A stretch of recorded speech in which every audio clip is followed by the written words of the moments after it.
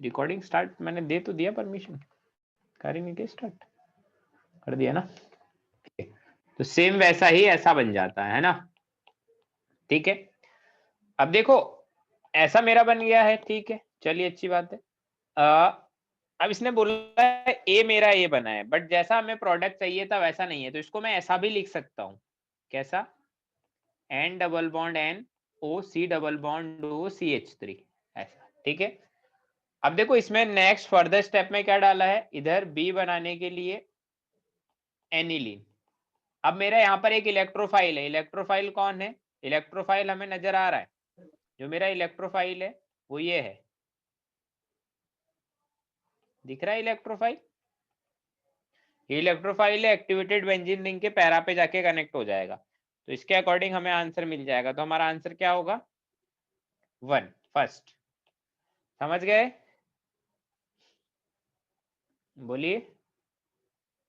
हाँ सर। चलिए अच्छी बात है। अब हम जेई एडवांस में क्वेश्चन नंबर 16 से आगे तक दिया था, कितने क्वेश्चन है, 27 है शायद, क्वेश्चन नंबर 16 से 27 दिया था। हाँ सर। क्योंकि ये मैं शीट निकाल लेता हूँ।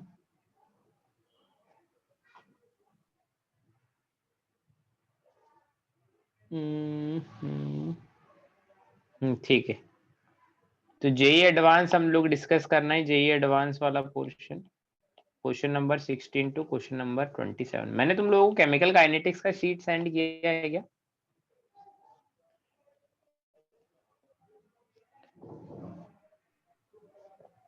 हाँ सर किया था। सर हमारे चलिए पास क्या था? हाँ कोई बात नहीं, चलो तुम तो मुझे ये बताओ क्वेश्चन नंबर 16 से क्वेश्चन नंबर 27 में क्या क्या डाउट है। Sir 19, 19, 21, 25, 22 sir, 24, 26, 27।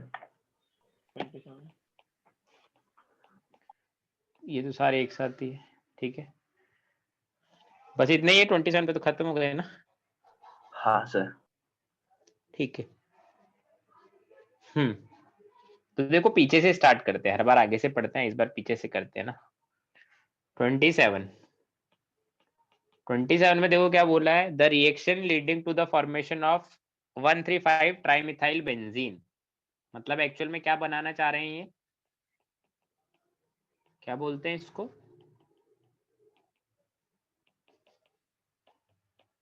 मेसिटाइलिन। तो देखो ए वाला रिएक्शन क्या मैंने तुम्हें पढ़ाया है क्या, कि एसीटोन में अगर कॉन्सेंट्रेटेड H2SO4 डाल के हीट करते हैं तो मेसिटिलीन बन जाता है, पढ़ाया है क्या मैंने ऐसा? हाँ सर। कहाँ पढ़ाया है?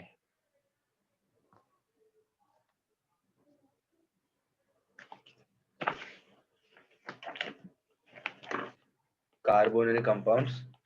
कार्बोनिल कंपाउंड्स में पढ़ाया है, केमिकल रिएक्शंस में, और केमिकल रिएक्शन में शायद 15 नंबर का रिएक्शन था अदर रिएक्शंस, उसमें मैंने तुम्हें पढ़ाया है, ठीक है, देख लेना उसमें।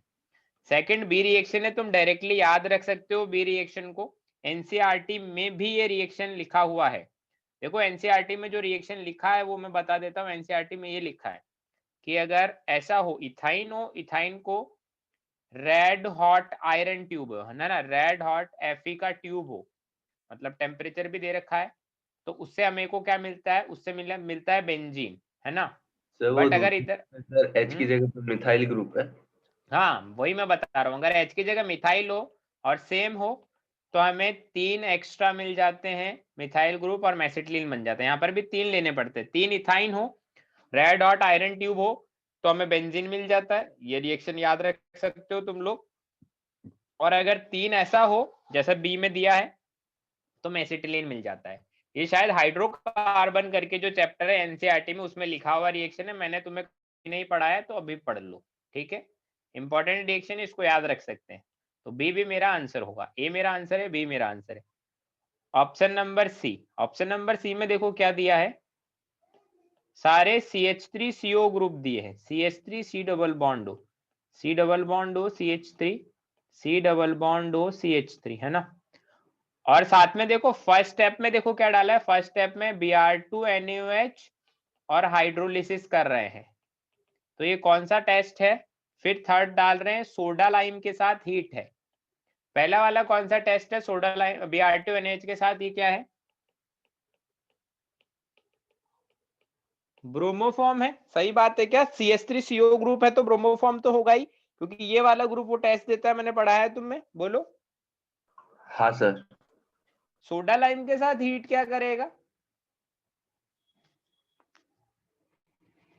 सोडा लाइम के साथ हीट क्या काम करता है,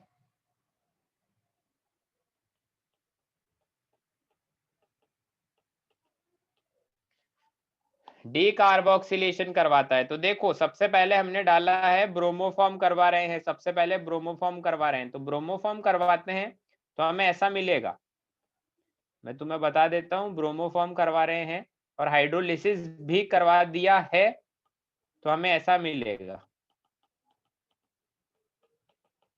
ठीक है, प्लस 3 मोल CHBr3 के।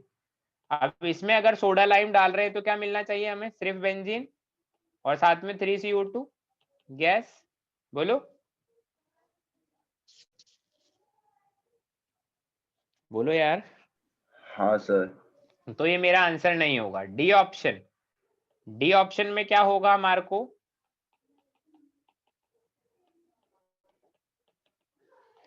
डी ऑप्शन में क्या होगा, क्या करना है डी ऑप्शन में, ZnHg के साथ HCl दिया है,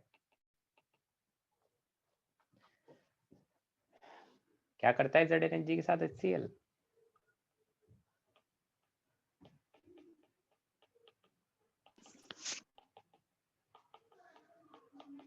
सारे CH2 ग्रुप को CH में convert, C double bond O को CH2 में कन्वर्ट कर देगा, क्लीमेंसन रिडक्शन।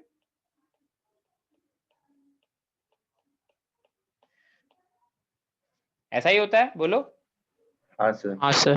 हाँ ठीक है, तो डी मेरा आंसर होगा। तो देखो जेईई एडवांस में ऐसे ही क्वेश्चन आते हैं, इसने सब कुछ निकलवा लिया तुमसे। फर्स्ट ए ऑप्शन में कार्बोनिल कंपाउंड दिया, बी ऑप्शन में हाइड्रोकार्बन दिया, सी ऑप्शन में कार्बोनिल कंपाउंड दिया और डी ऑप्शन में भी फिर क्लीमेंसन रिडक्शन ऑक्सीडेशन वाला दिया। तो हमारा आंसर क्या आएगा, ABD।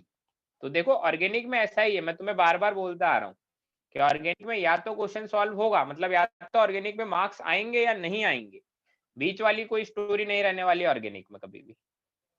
क्वेश्चन नंबर 26 में क्या बोला है, एनिलीन रिएक्ट विथ कॉन्सेंट्रेटेड, यार ये तो मैंने पढ़ा है सर वो आर प्रोडक्ट का समझा था सर, बाद में उसके आगे का नहीं समझ रहा। कहां तक समझा, आर देख, aniline react with this and PQR बनता है, एनिलीन का नाइट्रेशन कर रहे हैं तो PQR क्या क्या होगा मुझे बताए एक बार। एक में पैरा पे लगता है, एक में मेटा पे लगता है, एक में ऑर्थो में लगता है NO2 ग्रुप। चले ना, मैं तीनों बना देता हूँ, है ना, ऑर्थो मेटा पैरा जो तू बोल रहा है सब में बना देता हूँ, है ना। अब मुझे बता कौन सा P है, कौन सा Q है, कौन सा R है। सर P वाला पैरा का है, Q मतलब ये वाला, P है, हाँ सर, Q मेटा है, R ऑर्थो है। ठीक है, ऐसा पढ़ा है मैंने। हाँ सर। चलिए, तो ये मुझे पता चल गया है कि P पैरा है, R ऑर्थो है और Q है मेरा meta. The major product of the following sequence. अरे भाई ये तो बड़ा खतरनाक कुछ कुछ करवा रहे हैं। अब R हमारे पास क्या था, R को पकड़ो। R मेरे पास था NH2NO2। अब देखो पहले स्टेप में इसने क्या डाला है, Ac2O के साथ पिरिडीन। कभी भी Ac2O दे रखा हो तो उसको CH3COCl से रिप्लेस कर सकते हैं, साथ में पिरिडीन डाला है बेस, ठीक है। तो यहाँ पर क्या होगा, यहाँ पर मैंने बताया है एसिड बेस कुछ भी डालो असाइल के साथ तो ऐसा बन जाता है, ठीक है। करवाया रिएक्शन मैंने क्लास नोट्स में। हाँ सर। हाँ उसके सर। साथ Br2 के साथ एसिड डाला है, ये क्या करेगा, ये करता है Br2 के साथ एसिड ब्रोमिनेशन करेगा, ठीक है। ब्रोमिनेशन कौन से कार्बन पर होगा, कौन सी पोजीशन पर होगा,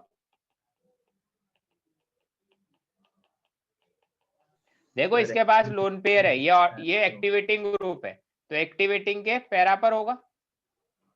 हाँ सर। अब नेक्स्ट स्टेप में कर रहे हैं हाइड्रोलिसिस, हाइड्रोलिसिस करेंगे तो क्या होगा,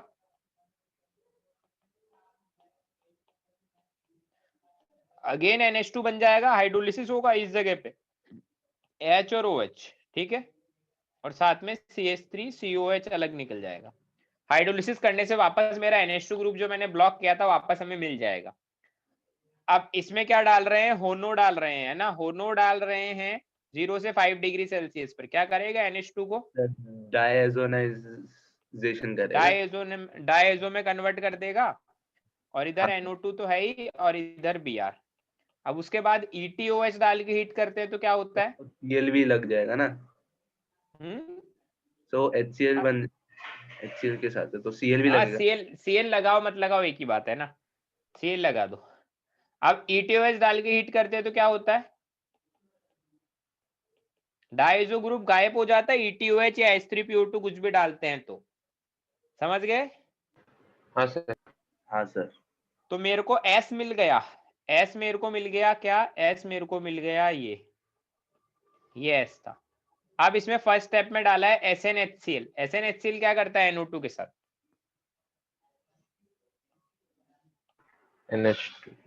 NH2 में कर देगा। NH2 में कर देगा। अब फिर डाला है ब्रोमीन वाटर, Br2 वाटर डाला है, तो Br2 वाटर क्या करेगा, इसके दोनों ऑर्थो और इसका पैरा इनको पकड़ लेगा, दोनों ऑर्थो और इसका पैरा को पकड़ लेगा।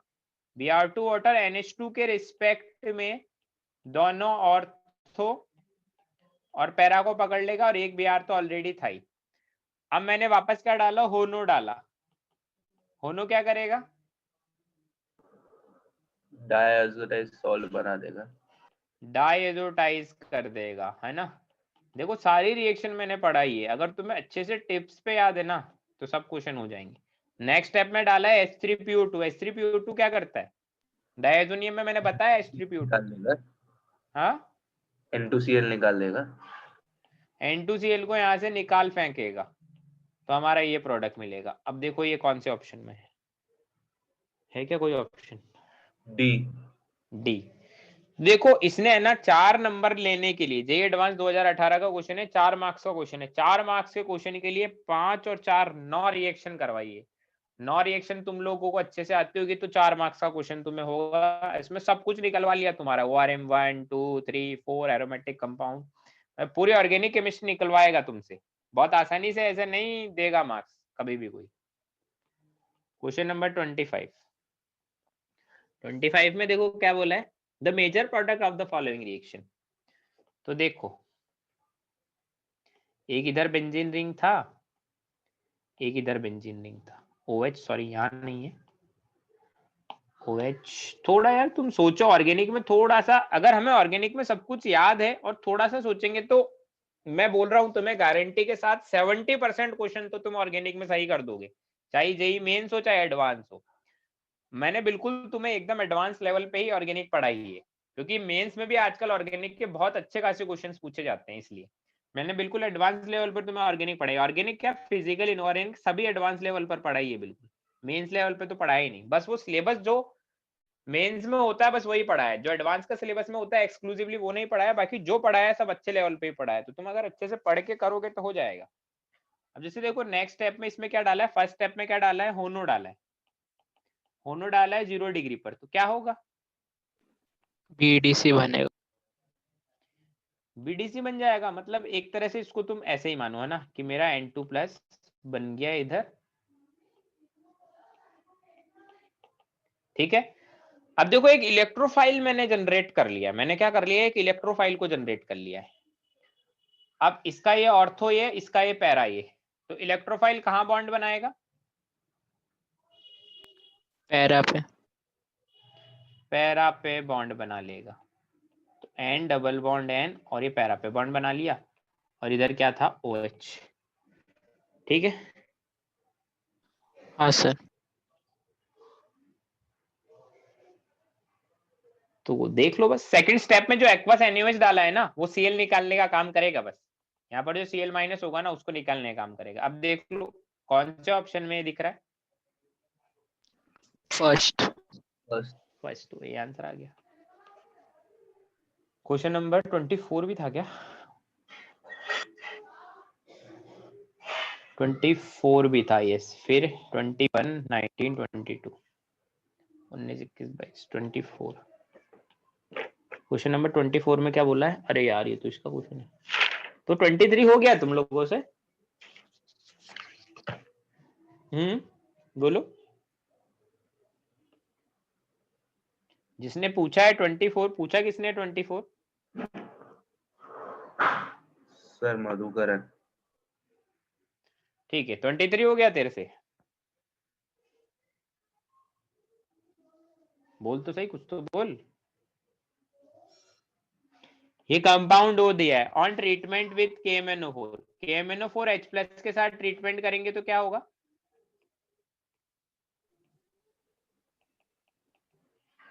सर वो एसिड बनाएगा। ऐसा होगा। ये P दिया है ना, ये P है ना। On heating with ammonia gives Q। On heating with ammonia, ये रिएक्शन कराया मैंने क्लास नोट्स, है ना। Q देगा, Q treatment with Br2NaOH gives R। तो देखो हीटिंग विथ अमोनिया से ये क्या देगा हमें? ये ऐसा देगा CuNH2 CuNH2, है ना। अब इसको Br2NaOH से हीट कर रहे हैं तो कौन सा रिएक्शन होगा? जो CuNH2 को NH2NH2 में कन्वर्ट कर देता है, कौन सा रिएक्शन होगा? बोलो बोलो, कौन सा रिएक्शन किया है?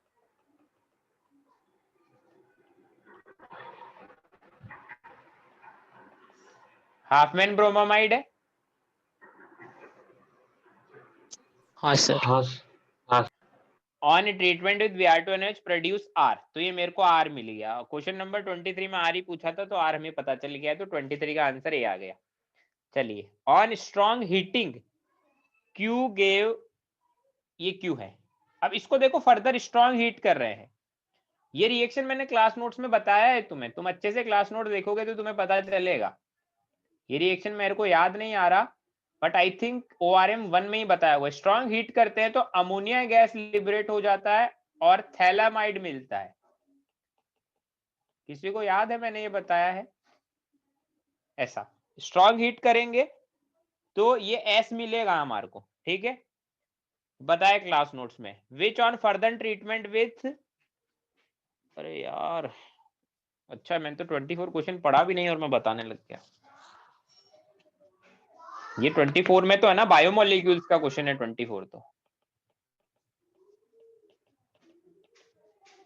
ये जो स्ट्रक्चर है ना, ग्लाइसिन, एलानिन, वेलिन, सेरीन, ये सब। Which on further treatment with 2-bromo-propanoate, 2-bromo-propanoate in the presence of KOH followed by acidification gave compound T। तो 2-bromo-propanoate क्या होगा? ये OH किसके नेम के पीछे लगता है? Sir ester. है ना, इथाइल प्रोपेनोएट है।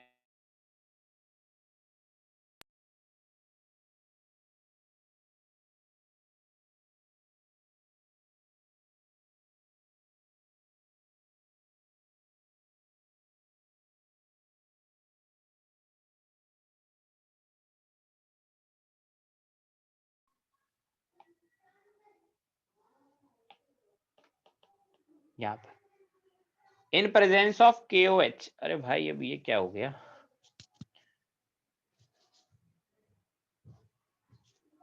अच्छा मैं समझ गया। देखो तुम ध्यान से समझो ये मेरी बात। ये है मेरे पास, ठीक है, in presence of KOH and डिस। इसकी और KOH की प्रेजेंस में रिएक्शन हो रही है तो KOH क्या करेगा? मैंने कौन सी रिएक्शन में बताया ये? ओके बन जाएगा। N- बन जाएगा, इसका एसिडिक गैस लेके जाएगा, ठीक है। N- बन गया, इसका एसिडिक गैस लेके चला गया। अब ये मेरा न्यूक्लियोफाइल जनरेट हो चुका है। ये मैंने कौन सी रिएक्शन में बताया ये? Gabriel phthalimide reaction. Gabriel phthalimide, ठीक है। अब ये न्यूक्लियोफाइल किस पर अटैक करेगा? यहां पर अटैक करेगा या इसको रवाना करेगा? तो हम बोलेंगे पहले SN2TH रिएक्शन देगा, ये SN2TH रिएक्शन देगा, क्योंकि यहां पर क्यों अटैक करेगा? ये कोई वो थोड़ी है। अच्छा हाँ, अब इसमें भी यार एक लफड़ा और है कि आर एक्स का SN2 ज्यादा फास्ट होता है या SN2 ज्यादा तेज होता है। यार मैंने ऑर्डर लिखवाया, मैं खुद ही भूल गया, किसी को याद है?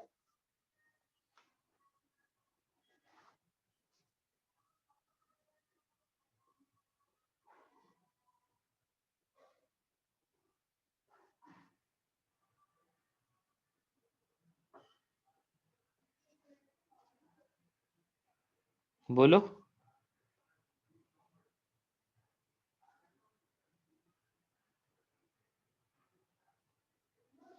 याद है क्या किसी को? इसने पूछा क्या है? And followed by acidification. तो देखो आई थिंक, मेरे को यार याद नहीं आ रहा आर एक्स का SN2 फास्ट होता है यार। अब देखो जो भी रिएक्शन हो, सपोज करो, अब मेरे को यार याद नहीं आ रहा, मैं कैसे भूल जाता हूँ यार बार बार। क्या फास्ट होता है, जल्दी बताओ यार।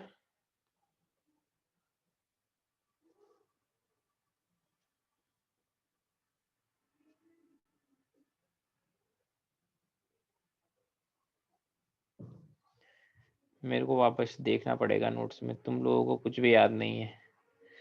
मेरे को याद नहीं है, ठीक है चलता है, मेरे को तो एग्जाम थोड़ी देना है, तुम्हें तो देना है, फिर भी याद नहीं है। मेरे को याद रहता है बट जल्दी ही मैं भूल जाता हूँ।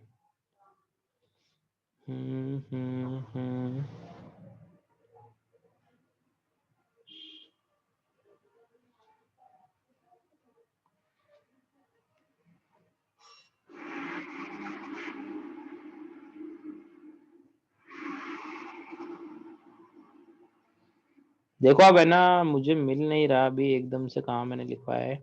हाँ मिल गया। देखो SN2TH रिएक्शन फास्टर होता है RX के SN2 से, है ना, मैंने लिखवाया है क्लास नोट्स में, तुम जाके देख लेना, क्योंकि मेरे को मेरे नोट्स में मिल गया, तुम्हें भी पढ़ाया होगा। तो कौन सा रिएक्शन होगा यहाँ पर?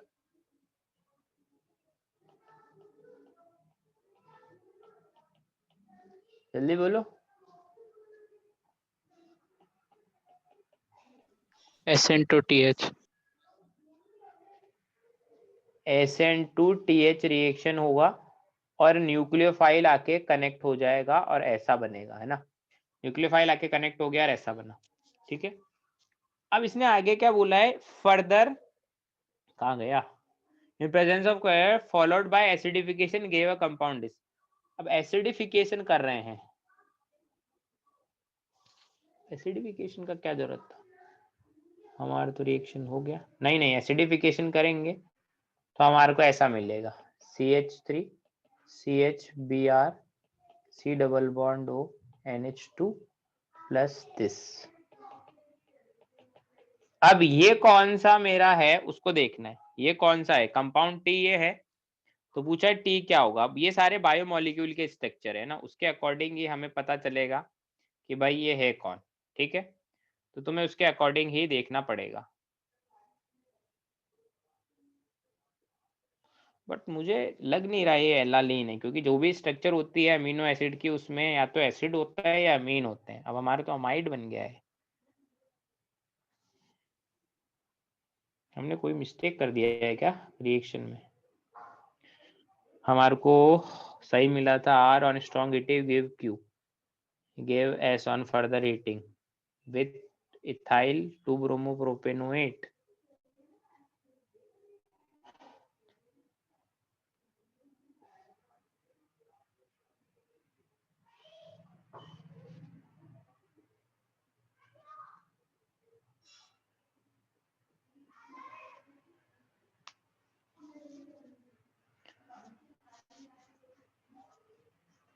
इथाइल 2-ब्रोमोप्रोपेनोएट भी हमने सही बनाया है, ठीक है।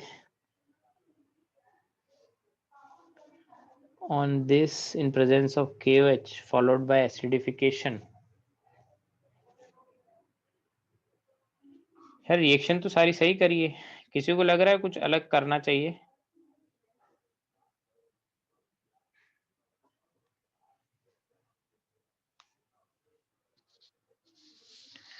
एक सेकेंड रुकिए यार, चेक करते हैं इसका सॉल्यूशन। वैसे मेरे को तो लगता है सही किया है।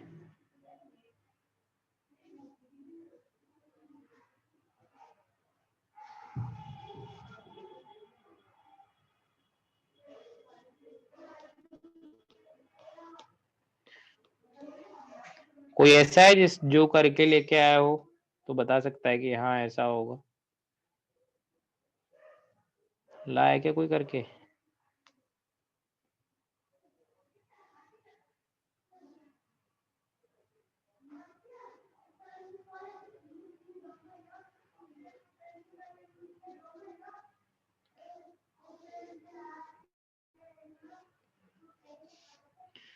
देखो हम जो देख रहे हैं हमने सही किया है ना। हमारा फाइनल प्रोडक्ट देखो जैसा मेरे को सॉल्यूशन दिख रहा है हमने यहाँ तक तो बनाया ही था। C double bond O NCH again. हमने मिस्टेक कहाँ करी? हमने मिस्टेक यहाँ करी। हमारे को ये करवाना चाहिए था। ठीक है चलिए, हमारे को ये करवाना चाहिए था। मतलब इसने SN2 रिएक्शन फास्ट करवाया है, बट यार SN2 ऑफ RX तो स्लो रिएक्शन है। SN2 TH ही फास्ट होता है एसिड एसिड डेरिवेटिव का। ये कैसे पहले करवा दिया?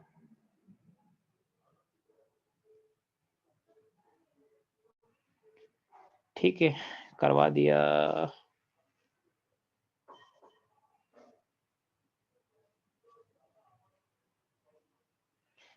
इसके बाद भी CH3 CH2 KOH NH2 कैसे मिलेगा?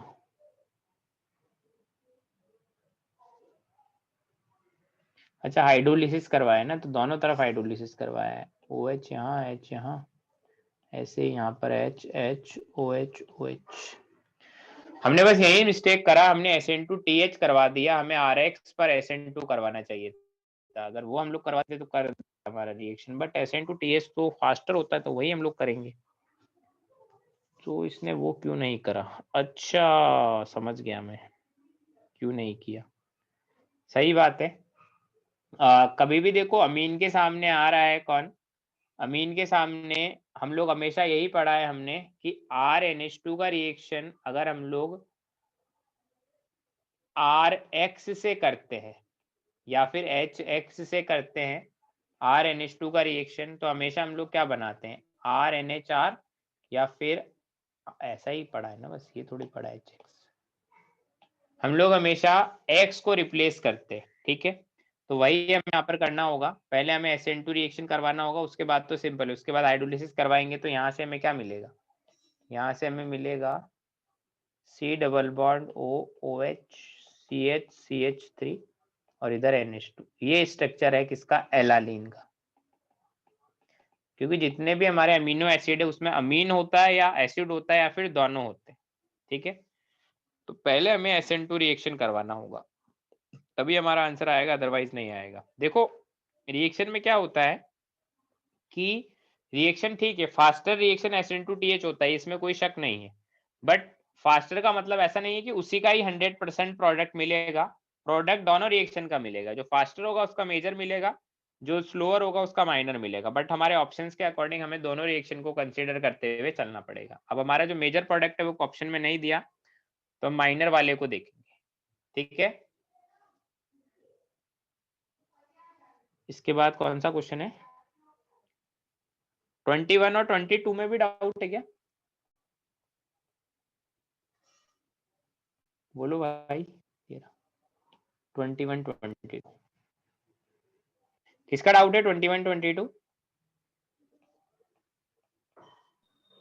सर मेरा सर वो, एक मिनट सर। ठीक है, अब देखो 21 में क्या बोला है?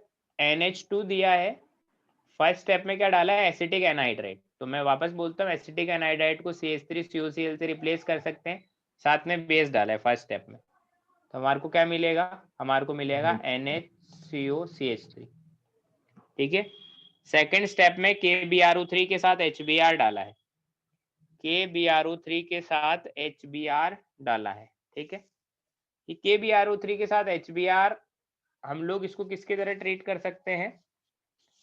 इसको हम लोग ट्रीट कर सकते हैं KOH प्लस Br2 की तरह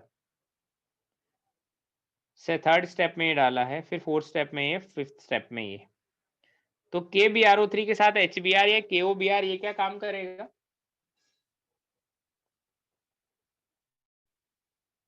बट ये तो वो बन नहीं रहा, तो इसमें हम लोग क्या करेंगे? देखिए इसमें थोड़ा सोचना पड़ेगा हमें।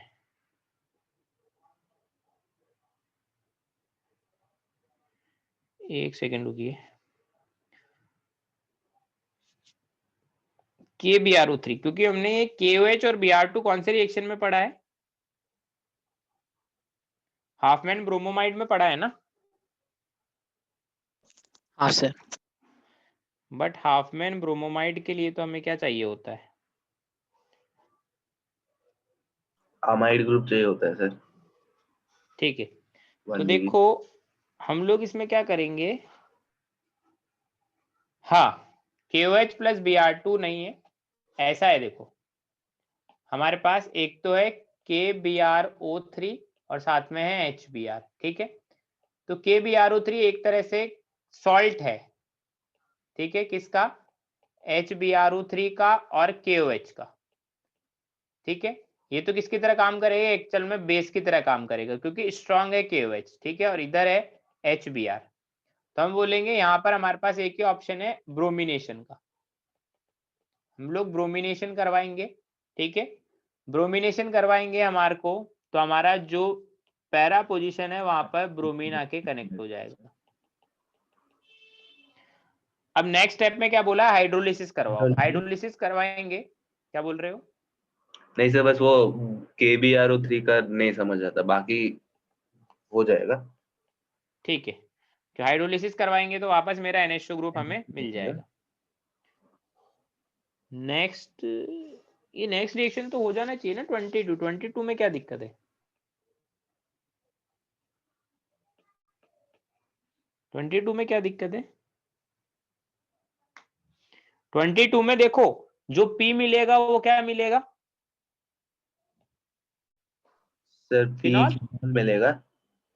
ठीक है, और CH3NaOH से डाला है तो Q और R भी पता है। Q मेरा मेजर है, मेजर वाला मतलब सर, और ये मिलेगा, CHO और R पैरा पे CHO, ठीक है। फिर Q का NaOH PHCr2 BOH से रिएक्शन करवाए, किसका? Q का। तो इसमें क्या मिलेगा?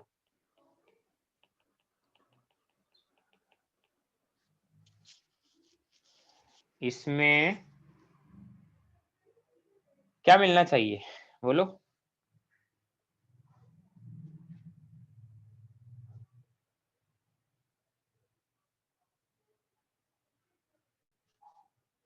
आई थिंक इसमें ऐसा होना चाहिए,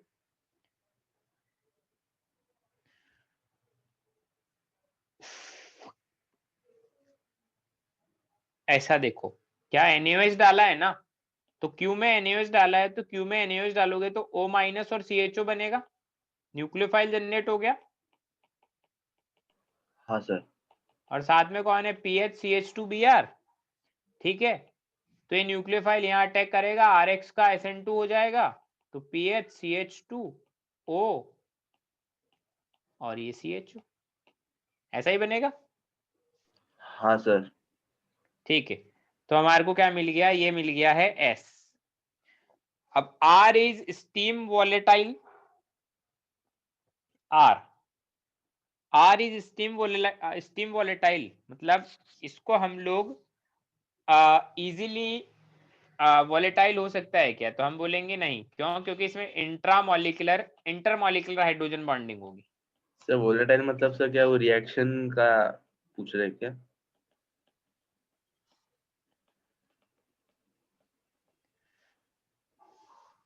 मतलब ये बोलना चाह रहा है कि मतलब वो इजीली वॉलेटाइल होगा क्या? आई थिंक यही बोलना चाह रहा है, क्योंकि R इज स्टीम वॉलेटाइल का क्या मतलब समझते हो तुम? मतलब एक्चुअल में बोलना चाह रहा है कि R is volatile, steam volatile का मतलब है R बोलना चाह रहा है कि R इज वॉलेटाइल, कि बहुत इजीली वॉलेटाइल हो जाएगा क्या? तो मैं बोलूंगा नहीं होगा, क्योंकि इसमें इंट्रामॉलिक्यूलर हाइड्रोजन बॉन्डिंग होगी, क्योंकि पैरा पोजीशन पर ये लगा है ना ग्रुप। मैंने तुम्हें पढ़ाया था 11th क्लास में केमिकल बॉन्डिंग में, हाइड्रोजन बॉन्डिंग के अंदर, हाँ सर। ठीक है। बी ऑप्शन बोला है Q gives dark violet colouration with aqueous FeCl3। Yes correct है B option. B option correct है क्योंकि मैंने तुम्हें पढ़ाया है कि फिनॉल एंड डेरिवेटिव, फिनॉल और उसके डेरिवेटिव FeCl3 के साथ वायलेट कॉम्प्लेक्स बनाते हैं। ठीक है, फिनॉल और उसके डेरिवेटिव FeCl3 के साथ वायलेट कॉम्प्लेक्स बनाते हैं। बी करेक्ट है। एस गिव्स, यार ये तो तुम्हें पढ़ना पड़ेगा एस के लिए, ये प्रैक्टिकल ऑर्गेनिक केमिस्ट्री का पार्ट है जिसमें लिखा है S gives yellow PPT with 2,4 dinitro phenyl hydrogen. तो ठीक है, ये देखो डाइनाइट्रो फिनाइल हाइड्रोजन के साथ 2,4 DNP टेस्ट है, 2,4 DNP test for carbonyl compound.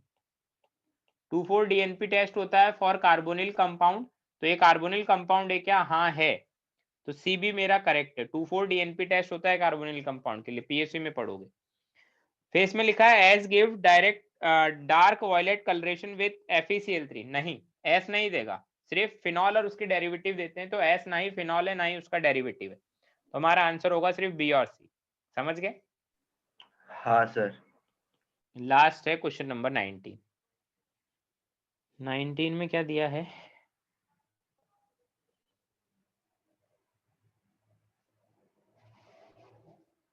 क्या पूछा है? ये क्या है? ये 19 में मेजर प्रोडक्ट पूछा है ना, रेडिकल इनिशिएटर, तो रेडिकल बन जाएगा और कुछ नहीं है।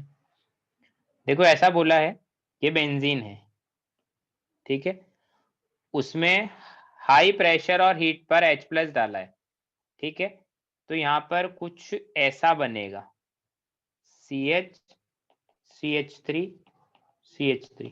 पहला रिएक्शन समझ आया ऐसा क्यों बनेगा? क्योंकि CH2 डबल बॉन्ड CH3 को H+ के साथ डालोगे तो एक इलेक्ट्रोफाइल जनरेट करेगा। अभी इलेक्ट्रोफाइल बेंजीन रिंग पर ऐसे ही कनेक्ट होगा। समझ गए? बोलो। अब इसमें R2O2 डाला है। R2O2 होता है हमारा रेडिकल इनिशिएटर, मैंने पढ़ाया भी है तुम्हें, कौन फ्री रेडिकल रिएक्शन में इनिशिएटर होते हैं, कौन इनहिबिटर होते हैं। तो जैसे हमने O2 डालते हैं HNU की प्रेजेंस में, वैसे ही R2O2 होता है, ये क्या करता है, ये ऐसे दो डबल बॉन्ड दो लगा लेता है, ठीक है, बताया ना ऐसा क्यूमीन हाइड्रोक्साइड के अंदर O2HNU होता है, R2O2 होते हैं, जो परऑक्सी लिंकेज होती है वो यहाँ आ जाते हैं, ये रेडिकल इनिशिएटर होते हैं। रेडिकल इनिशिएटर के बारे में मैंने तुम्हें पढ़ाया भी है, और इसमें देखो लिखा हुआ भी है रेडिकल इनिशिएटर O2, O2 लिखा है क्वेश्चन में, वो O2 ऐसा दिख रहा होगा तुम्हें, है ना? ऐसा है तुम्हारी शीट में भी O2 लिखा हुआ? नहीं सर, O2 बराबर ही लिखा है सर, वो रेडिकल इनिशिएटर समझा था बस। हाँ, तो O2 रेडिकल इनिशिएटर है, मतलब फ्री रेडिकल रिएक्शन को इनिशिएट करेगा, तो फिर वो ऐसा फ्री रेडिकल बना लेगा, ठीक है, तो ये मेरा समझ गए? Yes sir.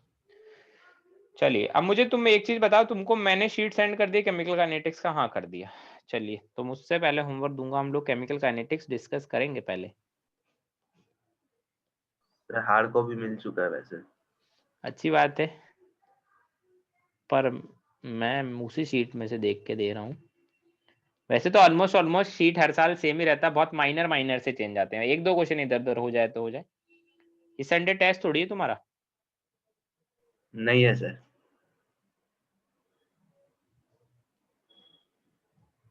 ठीक है, एक्सरसाइज 1 सेक्शन ABCD सीके में से करके लाना है ना, सीके का मतलब chemical kinetics. Okay sir.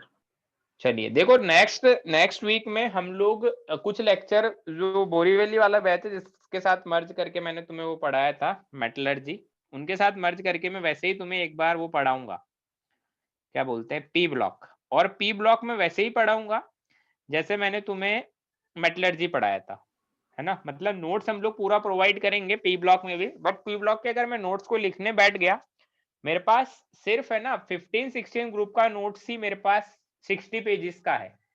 60 pages को अगर मैं लिखने बैठूंगा यहाँ पर, तो इस वाले पेपर के साइज में, और जो मेरे पास A4 वाले पेपर में 60 पेज लिखे हैं, तो मतलब इस जो मेरा ब्लैक पेपर जो तुम्हें स्क्रीन पर दिख रहा है, इसमें 100 पेजेस हो जाएंगे।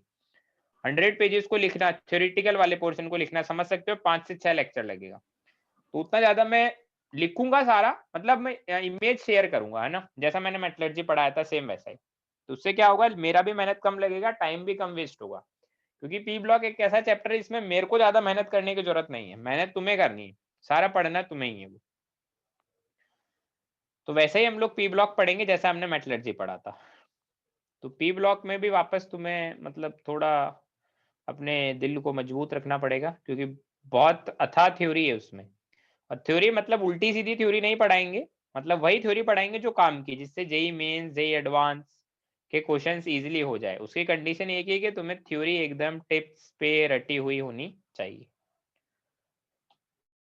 चलिए अब हम लोग बात करते हैं क्वालिटेटिव एनालाइसिस की। क्वालिटेटिव एनालाइसिस में मैंने लास्ट लेक्चर में तुम्हें क्या बताया था, लास्ट लेक्चर में मैंने तुम्हें कलर्स बताए थे। कलर्स देखो इंपॉर्टेंट है, सारे कलर्स याद होने चाहिए, ठीक है। फिर प्राइमरी टेस्ट हम लोग पढ़ रहे थे, हमने कल by physical appearance, dry heating, flame test और बोरेक्स बीड टेस्ट तक पढ़ लिया था। कोबाल्ट नाइट्रेट और चारकोल कैविटी टेस्ट मेरा बचा है बस, ठीक है। फिर हमारे प्राइमरी टेस्ट खत्म हो जाएंगे। चलिए फिर आज हम लोग पढ़ते हैं सबसे पहले charcoal cavity test. Charcoal cavity test, चलिए तो स्टार्ट करते हैं हम लोग विद चारकोल कैविटी टेस्ट। तो चारकोल कैविटी टेस्ट में मैं अगेन इमेज ऐड करूंगा।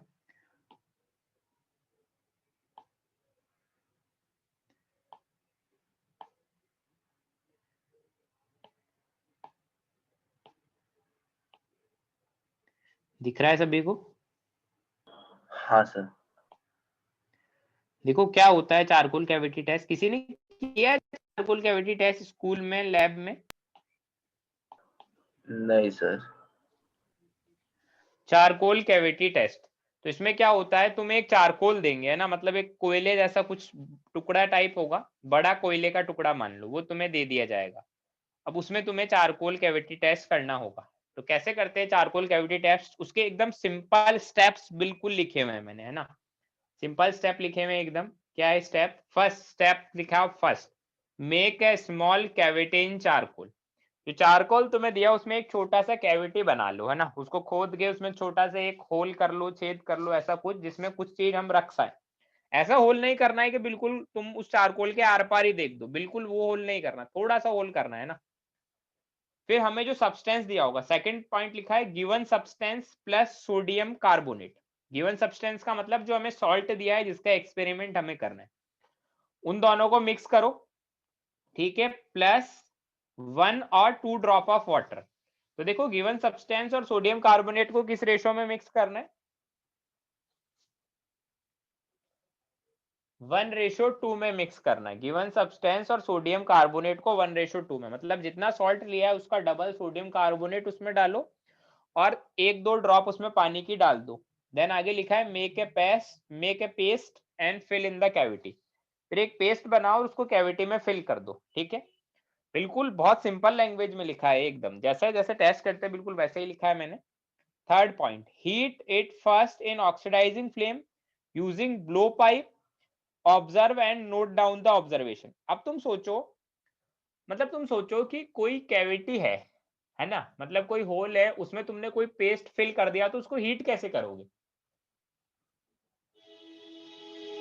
कैसे हीट करोगे उसको? उस पेस्ट को हीट करने का क्या मेथड है, क्या सोचा है तुमने, तुम उसको कैसे हीट कर सकते हो? मतलब ऐसा तो नहीं है बंसन बर्नर है उसमें उल्टा ले जाके उस पेस्ट को रख दो, अबे उल्टा रखोगे तो पेस्ट गिर जाएगा नीचे।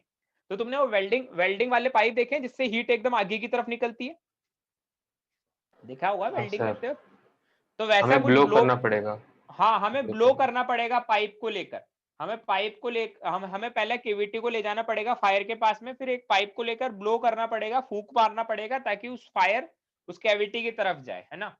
तो heat it first in oxidising flame then observe and note down the observation, है ना, and continue heating in reducing flame and note down the observation. तो देखो मैंने तुम्हें पहले भी बताया था बोरेक्स बीट टेस्ट और चारकोल कैविटी टेस्ट ही ऐसे होते हैं जिसमें हम लोग रिड्यूसिंग फ्लेम में भी हीट करते हैं।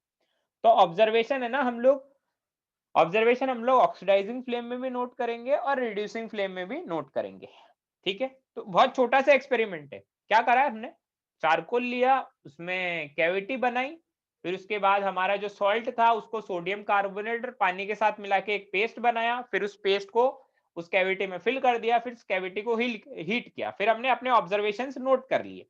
सपोज करो फॉर एग्जांपल मैंने यहाँ लिखा है क्या कि तुम्हारा जो सॉल्ट है वो किसका था, सोडियम सल्फेट का, सॉरी सोडियम सल्फेट नहीं, जिंक सल्फेट, और इसको तुमने सोडियम कार्बोनेट के साथ मिक्स किया तो क्या होगा, जिंक का कार्बोनेट बन जाएगा।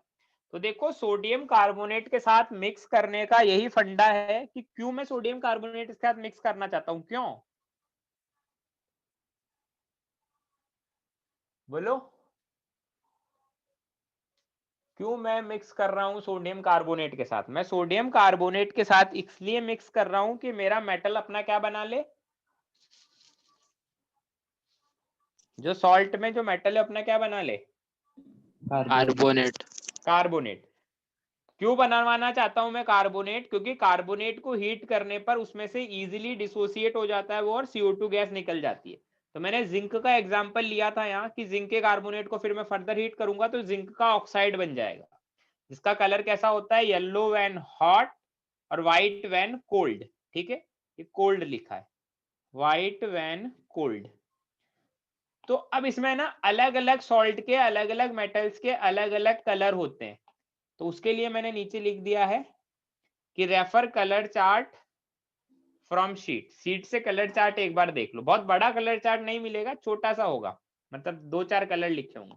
ठीक है, तो एक बार उसको शीट से तुम देख लेना, अगर कलर याद होंगे तभी चारकोल कैविटी टेस्ट पढ़ने का फायदा है। चारकोल कैविटी टेस्ट कैसे करते हैं वो तो बहुत ईजी है, क्या करा हमने, कुछ भी नहीं करा इसमें। ठीक है, अब नेक्स्ट है मेरा कोबाल्ट नाइट्रेट टेस्ट। इसमें क्या करते हैं, in a charcoal cavity test the colour is white and unchanged in both the cases then। अच्छा हम लोग है ना, जो चारकोल कैविटी टेस्ट है उसका ही है ना एडवांस वर्जन होता है कोबाल्ट नाइट्रेट टेस्ट। कैसे, जैसे मतलब चारकोल कैविटी टेस्ट में हमें कुछ पता ही नहीं चल रहा, कलर भी एकदम विजिबल नहीं है, व्हाइट कलर आ रहा है, ऑक्सीडाइजिंग फ्लेम में भी वही है, रिड्यूसिंग फ्लेम में भी वही है, हॉट करने पर भी कलर चेंज नहीं हो रहा, कोल्ड करने पर भी कलर चेंज नहीं हो रहा, मतलब कलर चेंज नहीं होता है। हम कुछ आइडेंटिफाई नहीं कर पा रहे चारकोल कैविटी टेस्ट से, हम कुछ ना कुछ भी गैस नहीं कर पा रहे कि भाई हो क्या रहा है, कौन सा सॉल्ट है।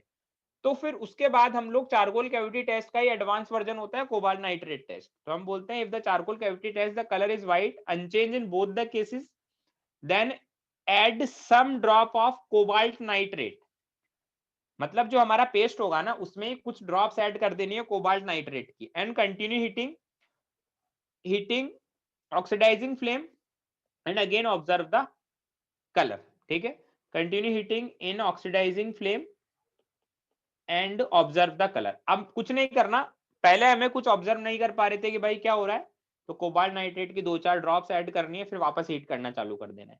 अब उसका देखो एग्जाम्पल मैंने लिखा है, क्या एग्जाम्पल है, एग्जाम्पल क्या है, एग्जाम्पल देखो कि जिंक सल्फेट था, सोडियम कार्बोनेट डाला पहले तो जिंक का कार्बोनेट बना, हीट किया तो जिंक का ऑक्साइड बना। अब मैंने कोबाल्ट नाइट्रेट भी डाल दिया, कोबाल्ट नाइट्रेट की भी कुछ ड्रॉप्स डाली थी, तो कोबाल्ट नाइट्रेट भी हीट होगा, तो कोबाल्ट नाइट्रेट हीट होने पे देता है कोबाल्ट का oxide plus NO2 plus O2। अब जिंक का ऑक्साइड कोबाल्ट के ऑक्साइड के साथ मिलकर एक ग्रीन कलर बनाता है, ZnO.COO, इसको ZnCOO2 भी हम लोग बोलते हैं। तो ऐसे ही हमेशा होगा कि मेटल के ऑक्साइड के साथ कोबाल्ट का ऑक्साइड मिलेगा और एक कलर मास देगा, उस मास के कलर के अकॉर्डिंग ही हम लोग डिसाइड कर पाएंगे।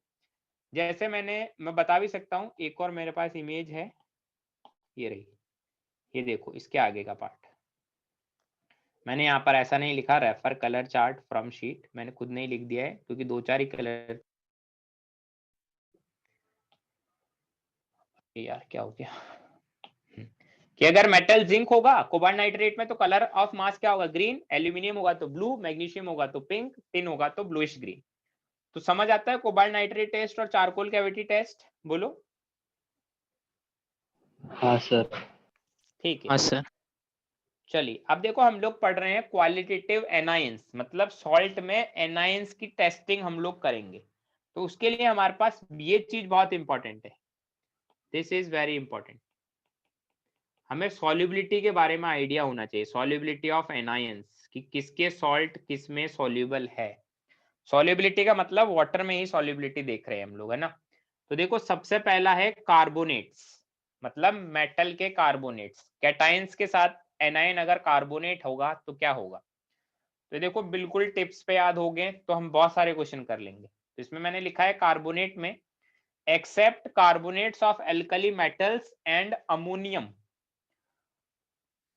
All the other normal carbonates are insoluble. इसका मतलब क्या है, इसका मतलब है कि अगर हमारे पास ग्रुप 1 का कार्बोनेट है या फिर अमोनियम कार्बोनेट है तो वाटर में सॉल्युबल होगा, इसके अलावा और सारे कार्बोनेट क्या होंगे, वाटर में इनसॉल्युबल। समझ में आती है इतनी बात, फैक्ट बेस्ड बात है एकदम, हमें याद होनी चाहिए। ठीक है, समझ आते है बात। हाँ सर। सेकंड है हमारे पास सल्फाइट SO3 2-। इसमें मैंने लिखा है सल्फाइट में alkali metal and ammonium sulphides are water soluble, other metal sulphides are insoluble और partially soluble. Same ditto carbonate जैसा ही है। कार्बोनेट में भी बोला कि ग्रुप 1 या अमोनियम का कार्बोनेट होगा तो वाटर सॉल्युबल होगा, ग्रुप 1 या अमोनियम का सल्फाइट होगा तो वाटर सॉल्युबल होगा, अदरवाइज दूसरे आएंगे तो इनसॉल्युबल या पार्शियली सॉल्युबल। याद रखना है बिल्कुल। ठीक है, सल्फाइड तक क्लियर है। हाँ। नेक्स्ट एनायन है सल्फाइड S2-।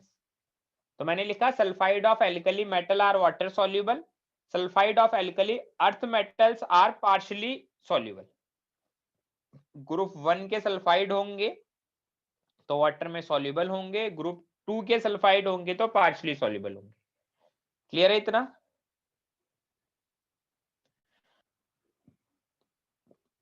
बोलो। हाँ सर। हाँ और सर। नीचे हाँ मैंने सर। एक लाइन और लिखी है mostly other metal sulphides are insoluble. तो देखो सल्फाइड में क्या है, देखो कार्बोनेट और सल्फाइड में बोला एल्कली मेटल और अमोनियम के सॉल्युबल होंगे। सल्फाइड S2- में बोला कि ग्रुप 1 के सॉल्युबल होंगे, ग्रुप 2 के पार्शियली सॉल्युबल, बचे हुए इनसॉल्युबल। नेक्स्ट आता है नाइट्राइट और नाइट्रेट। नाइट्राइट और नाइट्रेट क्या बोलते हैं, NO2- और NO3-। Almost all nitrites and nitrate are water soluble. Nitrate और नाइट्राइट में तो कोई दिक्कत ही नहीं है, सारे नाइट्राइट नाइट्राइट ऑलमोस्ट सभी वाटर सॉल्युबल है। इसमें एक अलग से लिखा है AgNO3 इज स्प्रेंगली सॉल्युबल, मतलब ये पार्शियली सॉल्युबल है। क्लियर है इतना। हाँ सर। चलिए देखो एकदम फैक्ट बेस्ड बात है, याद होगी ना तो क्वेश्चन सॉल्व करने में, नहीं याद होगी तो दिक्कतें पैदा होगी। नेक्स्ट एनायन है हमारे पास एसीटेट आयन। तो मैंने लिखा है all acetate are water soluble except Ag+ and Hg2+, they are sparingly soluble. जैसा नाइट्राइट और नाइट्रेट में था सेम वैसा ही एसीटेट में कि भाई सारे एसीटेट वाटर सॉल्युबल है एक्सेप्ट Ag+ और Hg2+, इन दोनों को छोड़ दे बाकी सब सॉल्युबल है। नेक्स्ट है Cl-। नेक्स्ट एनायन है Cl-। Cl- क्या बोलता है, mostly chlorides are water soluble.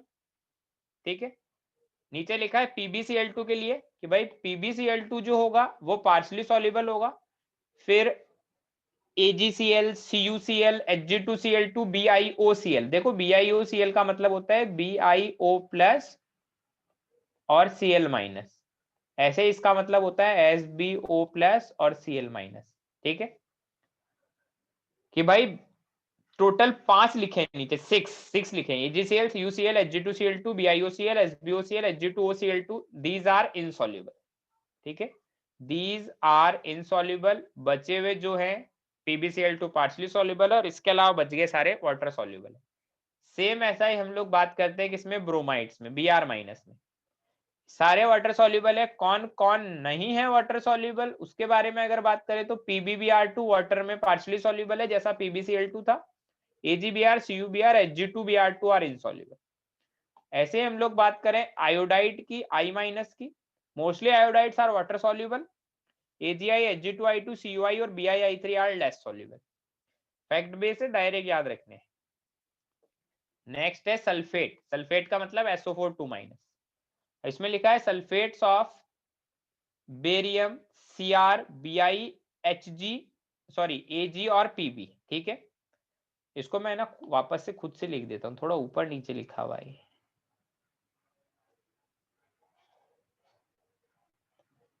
क्या है? ये है मेरे पास सल्फेट्स में कौन कौन है? Sulphates of barium, chromium, bismuth, Ag और lead are insoluble, and sulfates of calcium and Hg2+, इसको भी थोड़ा अच्छे से लिख देता हूँ, calcium and Hg2+, sulphates of calcium and Hg2+ are slightly soluble, all others are soluble. ठीक है कि भाई इतने इनसॉल्युबल है, ये लेस सॉल्युबल है और बचे हुए सारे सॉल्युबल है। 10th आता है फॉस्फेट, लास्ट है फॉस्फेट। फॉस्फेट क्या बोलता है? Phosphate of alkali metals except lithium and ammonium are water soluble, other are, ये अदर आर वापस सॉल्युबल क्यों लिखा है? Other are insoluble. ठीक है कि भाई फॉस्फेट में हम बोलते हैं एल्कली मेटल, लिथियम को छोड़कर है, अमोनियम आर वाटर सॉल्युबल, बचे हुए सारे इनसॉल्युबल। तो जितने भी मैंने एनाइंस बताए हैं ना, इनका वाटर में सॉल्युबिलिटी हमें पता होना चाहिए। अगर सॉल्युबिलिटी हमें पता होगा, क्वेश्चन सॉल्व करने में बहुत आसानी होगी। तो हमने देखो सारे प्राइमरी टेस्ट पढ़ लिए, सॉल्युबिलिटी ऑफ एनाइन हमने पढ़ लिया है। नेक्स्ट हम लोग बात करते हैं जो कि हमारे लिए इंपॉर्टेंट है, अब हम लोग पढ़ रहे हैं वेट टेस्ट ऑफ एनाइन। अब हम लोग उसका टेस्ट करेंगे, एक्चुअल टेस्ट। ठीक है, तो उसके लिए हम लोग क्या बनाते हैं? ओरिजिनल सॉल्यूशन बनाते हैं। तुम्हारे को स्कूल में कभी ओरिजिनल सॉल्यूशन बनाना बताया या फिर डायरेक्ट पानी के साथ मिक्स करके रिएक्शन करना स्टार्ट कर देते हो? बताओ, कभी सॉल्ट का एक्सपेरिमेंट करा होगा 11th क्लास में, तो डायरेक्ट पानी मिला के एक्सपेरिमेंट करना स्टार्ट कर देते हो या ओरिजिनल सॉल्यूशन बनाते हो पहले? कुछ तो बोलो।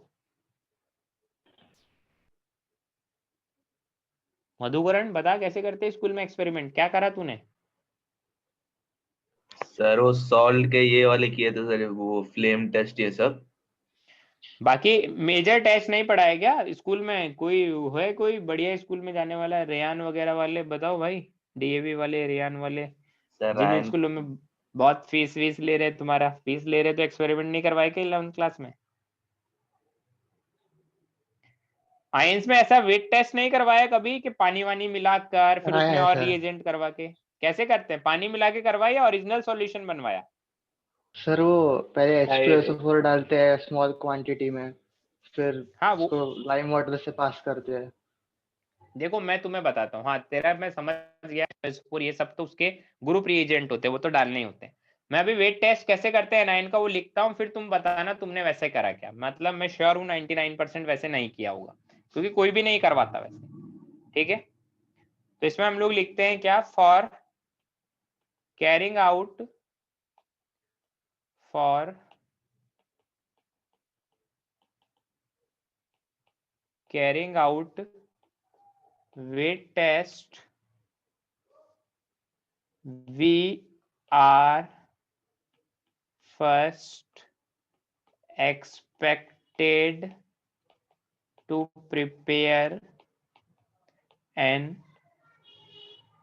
aqueous solution of given salt, या फिर सैंपल, हमको एक सैंपल दिया होता है, उसका एक एक्वस सॉल्यूशन हमें बनाना होता है। ठीक है, and this solution is called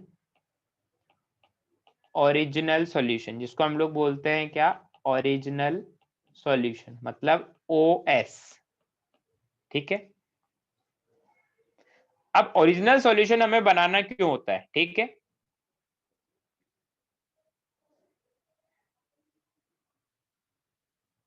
तो देखो हम लोग क्या लिखते हैं, if salt is water insoluble, ठीक है, देन ट्राई डाइल्यूट HCl। ठीक है,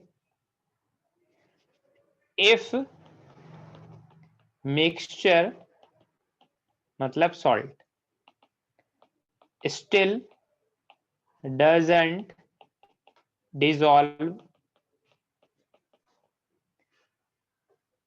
then try each of the following in decreasing priority। ऐसा ही हमें करना होता है, एक्चुअल मेथड ये होता है एक्सपेरिमेंट करने का, क्या कि डिक्रीजिंग प्रायोरिटी में हमें ये सब ट्राई करने हैं। सबसे पहले कॉन्सेंट्रेटेड HCl डालना है, फिर अगर इससे भी डिसॉल्व नहीं होता है तो कॉन्सेंट्रेटेड HNO3 डाल के हीट करना है, इससे भी काम नहीं चलता तो कॉन्सेंट्रेटेड NaOH डालना है, अगर इससे भी काम नहीं चलता, देखो मैं अभी बताऊंगा मैं कर क्या रहा हूं। if salt still doesn't dissolve, we need to prepare sodium carbonate extract। देखो हमें ना वेट टेस्ट करना है एनायन का, तो हमें एनायन को जो हमारा सॉल्ट होगा उसको थोड़ा तो उसको गीला करना पड़ेगा ना, वेट टेस्ट नाम है तो, ठीक है। तो कैसे गीला करते हैं हम लोग, हमारे सॉल्ट में सबसे पहले पानी मिलाते हैं, चेक करते हैं कि भाई वाटर में सॉल्युबल हुआ या नहीं, वाटर में सॉल्युबल नहीं हुआ तो नेक्स्ट स्टेप में हम लोग ट्राई करते हैं डाइल्यूट HCl डालकर, डाइल्यूट HCl डाला फिर भी डिसॉल्व नहीं हुआ, फिर डालते हैं नेक्स्ट प्रायोरिटी में कॉन्सेंट्रेटेड HCl, फिर भी डिसॉल्व नहीं हुआ तो फिर नेक्स्ट प्रायोरिटी में डालते हैं कॉन्सेंट्रेटेड HNO3 प्लस हीट, फिर भी डिसॉल्व नहीं हुआ, फिर डालते हैं कॉन्सेंट्रेटेड NaOH, फिर भी डिसॉल्व नहीं होता है तो फिर हम उसका क्या बनाते हैं, बोलो।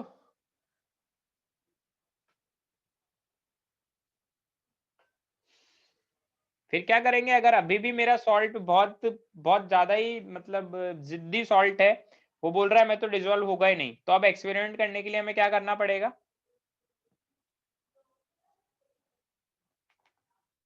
बताओ भाई। सोडियम कार्बोनेट एक्सट्रैक्ट यूज करना पड़ेगा।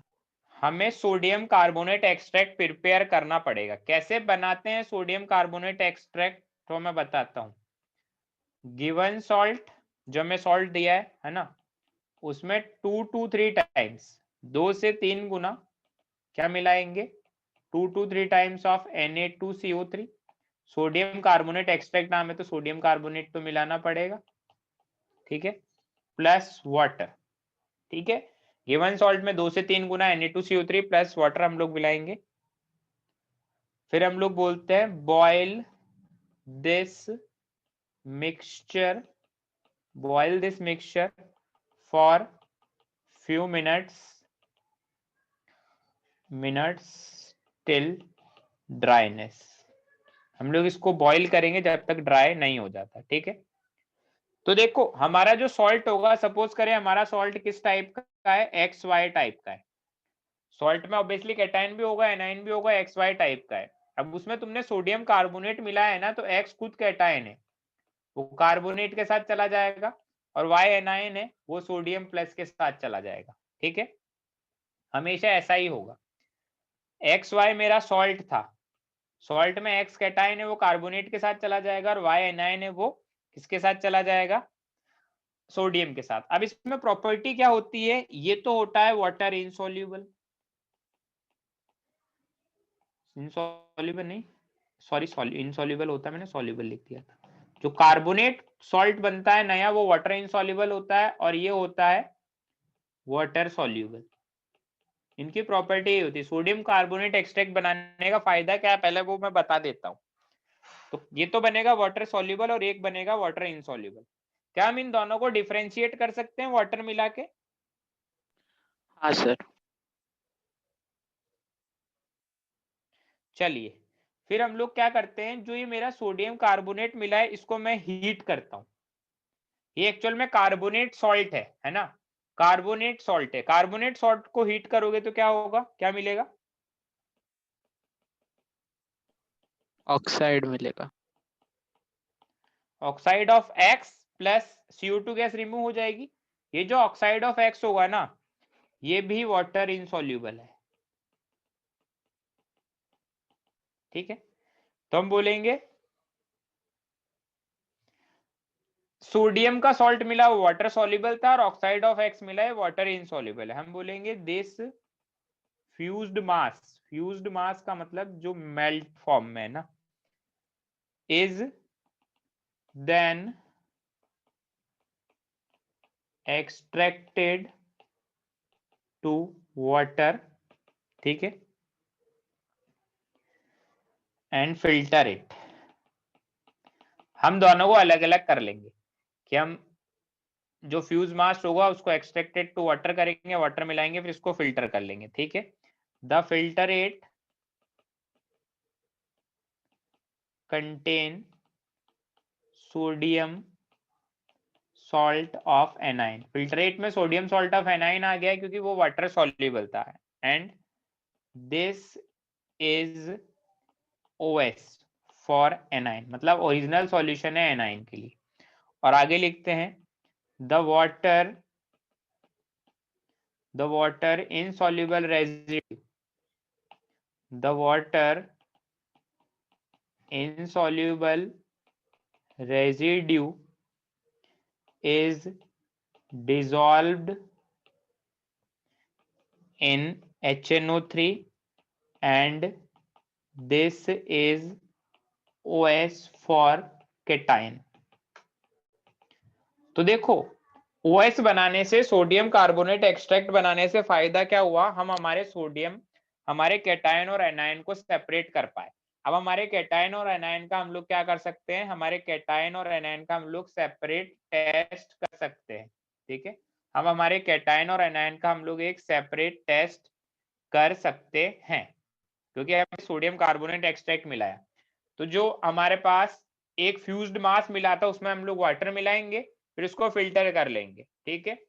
तो जो फिल्ट्रेट जो वाटर के साथ निकल जाएगा उसमें तो कौन होगा, सोडियम सॉल्ट होगा एनाइन का क्योंकि वाटर सॉल्युबल था। और ऊपर जो रेजिड्यू बच जाएगा फिल्टर पेपर में उसमें कौन होगा, कैटायन। उसके अंदर हम लोग HNO3 मिलाएंगे तो OS होगा कैटायन के लिए, और जो फिल्ट्रेट मिला है वो ओरिजिनल सॉल्यूशन है एनाइन के लिए। जो फिल्ट्रेट था उसमें एनाइन है, उससे हम एनाइन के टेस्ट करेंगे, और जो नाइट्रिक एसिड के साथ हमारा सॉल्यूशन बना है उसमें हम कैटायन के टेस्ट कर लेंगे। समझ में आती है बात? हाँ सर। हाँ सर। चलिए अब हम लोग स्टार्ट करते हैं हमारे टेस्ट। सबसे पहले हम लोग बात करते हैं क्लास 1 एनाइन। क्लास 1 एनाइन में कौन कौन से एनाइन है, उसके टेस्ट कैसे कैसे होंगे, ठीक है। तो हम बोलते हैं these anions show characteristic reaction on adding dilute acid ना, मतलब डाइल्यूट HCl या फिर डाइल्यूट H2SO4 दोनों ही यूज कर सकते हैं। ऐसा नहीं है कि ये कॉन्सेंट्रेटेड HCl या कॉन्सेंट्रेटेड H2SO4 डालोगे तो रिएक्शन नहीं देगा, उससे भी दे देगा, बट डाइल्यूट से भी दे देगा। जब डाइल्यूट से हमारी रिएक्शन हो रही है तो कॉन्सेंट्रेटेड क्यों डालू मैं, कॉन्सेंट्रेटेड ऑब्वियसली महंगा पड़ेगा मेरे को, तो मैं डाइल्यूट से ही रिएक्शन दे देता है। तो हम लोग बोलते हैं कि भाई डाइल्यूट डालेंगे। ये कैरेक्टरिस्टिक रिएक्शन देता है अपने डाइल्यूट H2SO4 डालने पर। कौन कौन होते हैं इसमें, मेंबर्स कौन कौन है, क्लास 1 एनाइंस कौन कौन है। तो देखो मेंबर्स वैसे तो हमारी शीट में काफी कम लिखे, मैं बता देता हूं तुम्हें मेंबर्स कौन है। कार्बोनेट है, याद रखे members, bicarbonate, acetate, CN-, OCN-, NO2-, S2-, SO3 2-, HSO3-, S2O3 2-, OCl-। इतने तुम्हें कहीं देखने को नहीं मिलेंगे, है ना। तुम्हें ज्यादातर मिलेंगे carbonate, bicarbonate, acetate, sulphide, cyanide, NO2, बस इतना, H2 बस। अब देखो हम सबसे पहले इनका जनरल रिएक्शन देख रहे हैं कि हर एनायन में जब स्टार्टिंग में रिएक्शन करते हैं तो हम उसका ग्रुप रिएजेंट डालते हैं। जैसे क्लास 1 एनायन का ग्रुप रिएजेंट कौन है, कौन है group reagent, H2SO4। Dilute HCl या डाइल्यूट H2SO4, ये ग्रुप रिएजेंट। तो सबसे पहले ग्रुप रिएजेंट डाल के ही चेक करते हैं कि हमारे पास ठीक है एनाइन है। अब इसमें ग्रुप रिएजेंट डाल के देखो, कोई रिएक्शन अगर होती है मतलब वो क्लास 1 का एनाइन है, अगर कोई रिएक्शन नहीं होती है मतलब वो क्लास 2 का एनाइन है। ठीक है, तो क्लास 1 एनाइन डालने से अगर रिएक्शन दे देते तो हम इतना तो कंफर्म हो जाते हैं कि जो भी एनाइन है वो क्लास 1 का है। ठीक है, सभी की रिएक्शन देखते हैं ग्रुप रिएजेंट से। जैसे सबसे पहले मान लो कार्बोनेट था, इसमें मैंने क्या डाला, डाइल्यूट HCl डाला, तो क्या देगा कार्बोनेट डाइल्यूट HCl डालने पर? CO2 गैस देगा। अब CO2 गैस की प्रॉपर्टी कैसी होती है हम लोग पहले देख चुके हैं, कलरलेस ऑर्डरलेस गैस होता है। ठीक है, ऐसे हमारे पास बाइकार्बोनेट है, इसमें भी मैंने क्या डाला, ग्रुप रिएजेंट डाला डाइल्यूट HCl। बाइकार्बोनेट भी क्या देगा, CO2 गैस देगा। ऐसे ही सल्फाइड था, सल्फाइड में तुमने डाइल्यूट HCl डाला, क्या देगा,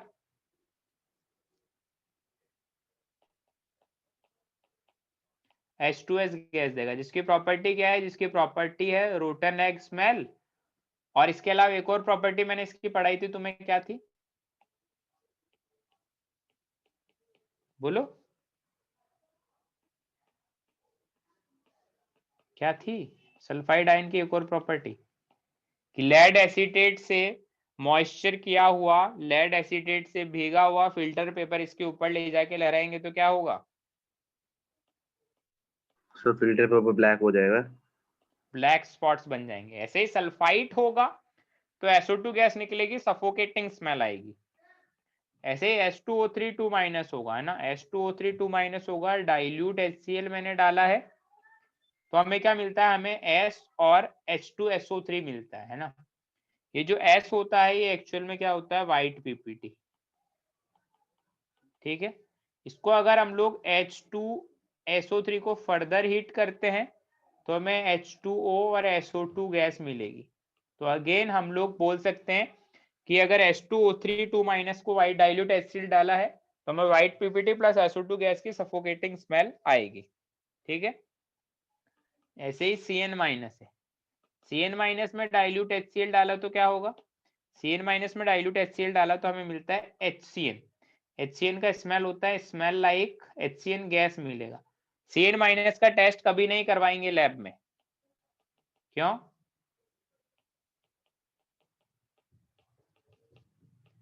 स्मेल लाइक बिटर आमंड्स, क्योंकि हम बोलते हैं जो Cn माइनस होता है बहुत ही टॉक्सिक नेचर का होता है। HCN गैस भी अगर तुमने एक बार स्मेल कर ली तो तुम्हारी हालत खराब हो जाएगी।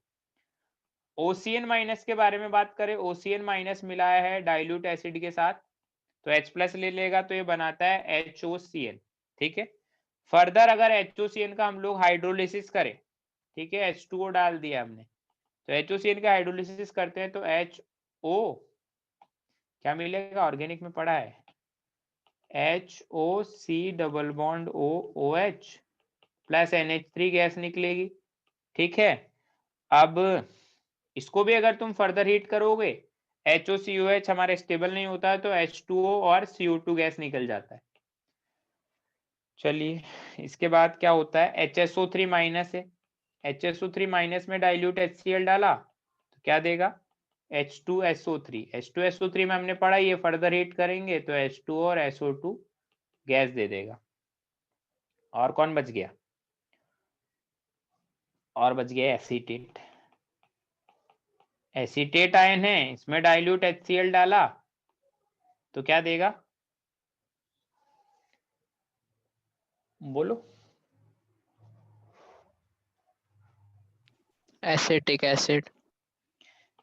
एसिटिक एसिड की वेपर्स प्रोड्यूस करेगा जो कैसी स्मेल करती है, vinegar like. Vinegar like smell. ठीक है, NO2 माइनस भी इसी में है, NO2 माइनस में डाइल्यूट HCl डाला तो क्या देगा, HNO2 गैस। HNO2 गैस देता है, बट जैसे ही HNO2 गैस बाहर निकलती है, जैसे ही HNO2 गैस स्टेबल नहीं होती, ये फर्दर डिस्प्रपोर्शनेट हो जाती है और HNO3 प्लस NO गैस देता है। हम बोलते हैं दिस इज कलरलेस गैस। ठीक है, which turns reddish brown at mouth of test tube. देखो NO गैस निकलती है जो कलरलेस होती है, बट जैसे ही ऊपर आएगी टेस्ट ट्यूब तक ऊपर पहुंचेगी तो एयर के कांटेक्ट में आएगी, तो इसका क्या हो जाएगा, एयर के कांटेक्ट में आएगी तो ऑक्सीडेशन होगा, क्योंकि एयर में ऑक्सीजन गैस होती है, तो ये NO2 में कन्वर्ट हो जाएगा। समझ में आई? और एक और है मेरे पास OCl- लिखवाया मैंने, OCl-, हाँ लिखवाया सबसे लास्ट में। OCl- डाइल्यूट HCl से रिएक्शन कर लेगा, डाइल्यूट HCl मतलब Cl-, तो हमको क्या देगा ये, Cl2 गैस देगा, ठीक है, जो कि कैसी होती है, लाइट येलो। तो देखो हमने कितने सारे पढ़े हैं, उन पे सबको मैं लिख देता हूँ, 1 2 3 4 5 6 7 8 9 10 11। मैंने 11 एनाइंस तुम्हें बताए हैं, सबके मेजर टेस्ट नहीं पढ़ाऊंगा, जो इंपॉर्टेंट है बस उन्हीं के ही पढ़ाऊंगा, बट फिर भी मैंने 11 एनाइंस बता दिए हैं क्लास 1 के अंदर के। क्लास 1 एनाइंस में 11 एनाइंस मैंने बताए हैं। कैरेक्टरिस्टिक रिएक्शन क्या होती है उनकी, मतलब ग्रुप रिएजेंट ऐड करते हैं तो कौन सी कैरेक्टरिस्टिक रिएक्शन देते हैं, वो मैंने बता दिया है, ठीक है। हाँ सर। अब देखो, अब मैं क्या बोलता हूं, on adding dilute HCl the released gases may consist CO2 SO2 H2S Cl2। देखो मैंने जितनी भी गैसेस इवॉल्व करी है ना सारी, देखो या तो CO2 है, ये H2S है, ये SO2 है, मेजरली, है ना, मेजरली यही गैसेस है ना, CO2 SO2 H2S या Cl2, ठीक है, मेजरली सारी गैसेस मेरी यही है, ठीक है। इसके अलावा कोई गैस है तो वो HCN या फिर वो CH3COH, जो एक दो रिएक्शन में, बस उनकी तो स्मेल अलग ही होती है। देखो HCN वाली गैस का तो हम लोग लैब में यूज करते भी नहीं, और CH3COH तो विनेगर लाइक स्मेल होती है, पर इसके अलावा 4 गैस है, यही मेजरली हम लोग देखते हैं, ठीक है। And these gases can be distinguished by, अब हमारे पास अलग अलग टेस्ट है, उनसे हम लोग इन गैसेस को डिस्टिंग्विश कर सकते हैं, ठीक है। बहुत सारे अलग अलग टेस्ट है, जैसे फॉर एग्जांपल पहला टेस्ट मैं पढ़ा देता हूँ, distinguish by. First is litmus paper test, ठीक है। अब देखो हमारे पास एक तो CO2 गैस है, CO2 गैस कैसे नेचर की होती है, एसिडिक या बेसिक, एसिडिक। एसिडिक, है ना, ये होती है एसिडिक नेचर की। ऐसे SO2 कैसी होती है, एसिडिक या बेसिक, एसिडिक। एसिडिक। अब H2S गैस है, H2S अपने आप में क्या है, एक एसिड है, वीक एसिड, अरे H2S वीक एसिड ही तो H+ दे सकता है, ठीक है। अब लिटमस पेपर टेस्ट में हमारा लिटमस पेपर स्टार्टिंग में कौन से कलर का है,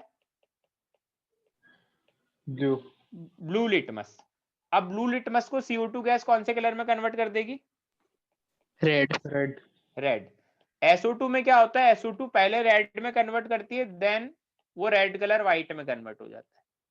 ऐसे ही H2S भी उसको रेड कलर में कन्वर्ट कर देती है।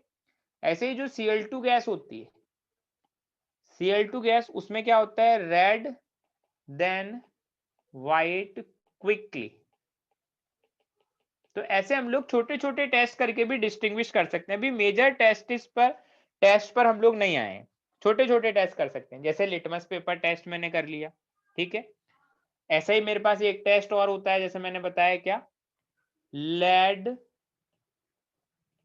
एसीटेट, लेड एसीटेट का मतलब PbCH3COO होल ट्वाइस, है ना, लेड एसीटेट पेपर टेस्ट। वही थोड़ी देर पहले ही बताया था कि लेड एसीटेट से भीगा हुआ फिल्टर पेपर लहरा दिया ऊपर, तो उसमें क्या होगा, CO2 SO2 और Cl2 तो क्या देगा, नो रिएक्शन, उससे तो कुछ होगा ही नहीं, बट H2S से क्या होगा, ब्लैक कलर।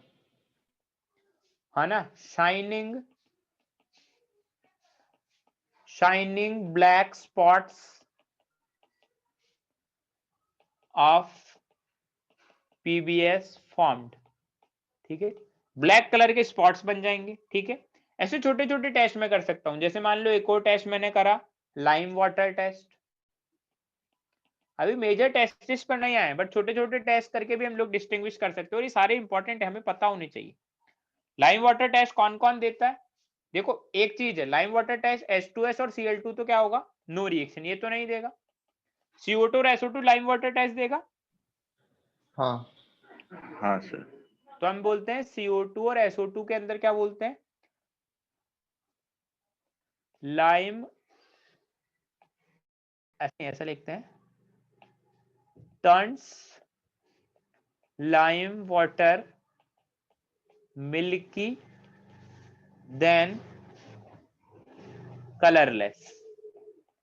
क्या रिएक्शन होता है, मिल्की कैसे बनता है, कलरलेस कैसे होता है?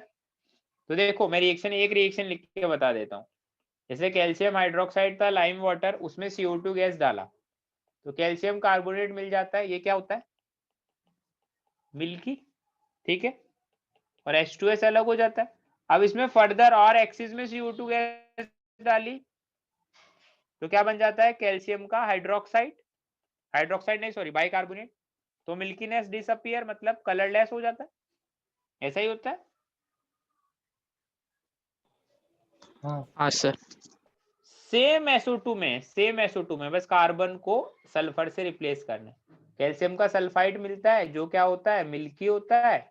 अब उसमें अगेन SO2 गैस एक्सिस में डाल दी तो कैल्शियम SO3 होल ट्वाइस, इसमें ये क्या होता है, ये कलरलेस होता है। मतलब अगर एक्सिस में SO2 गैस डालोगे या CO2 गैस डालोगे तो मिल्कीनेस डिसअपियर हो जाएगा।